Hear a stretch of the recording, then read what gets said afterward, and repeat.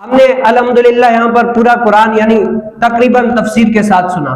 اب قرآن کریم فرقان حمید میں نے جو ہے نا جتنے سارے بیان کیے بتایا، ایک بات میں نے بڑی نوٹ کی۔ قرآن کریم فرقان حمید میں یہ ہے کہ اگر کفار رسول کائنات صلی اللہ علیہ وسلم سے 100% قرآن سن لیتے نا، اگر وہ سن لیتے حضور علیہ السلام سے، تو وہ کلمہ پڑھ کے مسلمان ہو جایا کرتے تھے۔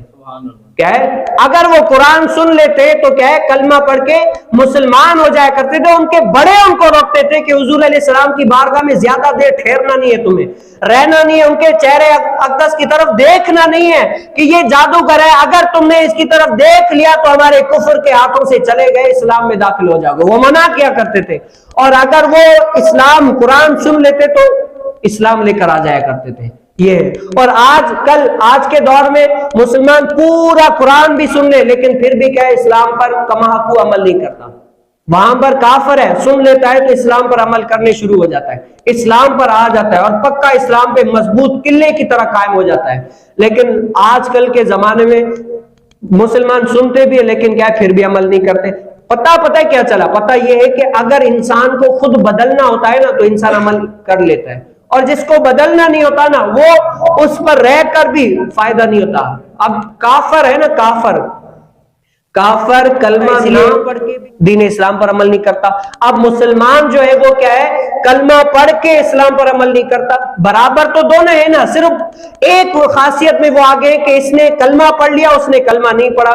وہ کافر کلمہ نہ پڑھ کے اسلام پر عمل نہیں کرتا اور مسلمان کلمہ پڑھ کے اسلام پر عمل نہیں کرتا۔ عمل نہ کرنے میں دونوں برابر ہیں، دونوں ہی برابر ہے۔ اور اگر کافر کو بھی کھلی چھٹی نہیں ہے، آپ دیکھا کریں آپ کے قریب بھی بہت سارے ایسے ہوں گے جو دین اسلام میں نہیں ہے، لیکن آپ ان کو دیکھیے گا کہ وہ اپنے باطل معبودوں کو بھی یاد رکھتے۔ مشکل ہے، بڑی نماز پڑھنا بھی مشکل ہے، اسی طرح جو اپنے باطل معبود ہیں ان کو یاد کرنا بھی بڑا مشکل ہے، لیکن کافر کھلی چھٹی اس میں بھی نہیں ہے۔ وہ اس کے گمان میں یہ ہے کہ میں نے اپنے باطل معبودوں کی عبادت نہیں کی، ان کو یہ جو گھنٹی نہیں بجائی ہے، مندر نہیں گیا تو میرے کاروبار میں، رزق میں برکت سب کچھ ختم ہو جائے گی، میں تباہ ہو جاؤں گا۔ وہ یہ گمان رکھتا ہے اور وہ باطل معبودوں کو بھی جا کر پوچھنا شروع کر دیتا ہے، پوچھتا ہے، لازمی پوچھتا ہے، آپ دیکھیے گا جا کر پوچھتا ہے۔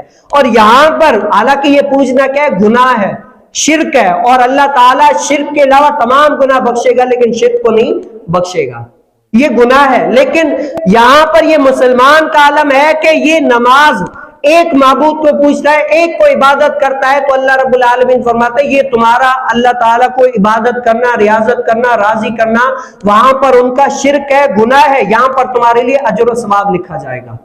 اور وہاں پر یہ گمان کرتے ہیں کہ اگر ہم نے نہ کیا تو کیا ہماری روزی روٹی سب کچھ ختم ہو جائے گا، ہم برباد ہو جائیں گے، پھر بھی کرتے ہیں، حالانکہ یہ ان کا غلط نظریہ ہے۔ اور یہاں پر مسلمان اگر نماز روزہ دین اسلام پر نہیں چلتا تو ظاہری طور پر تو کھا رہا ہوتا ہے لیکن اس کے مال میں سے برکت نکل جاتی ہے۔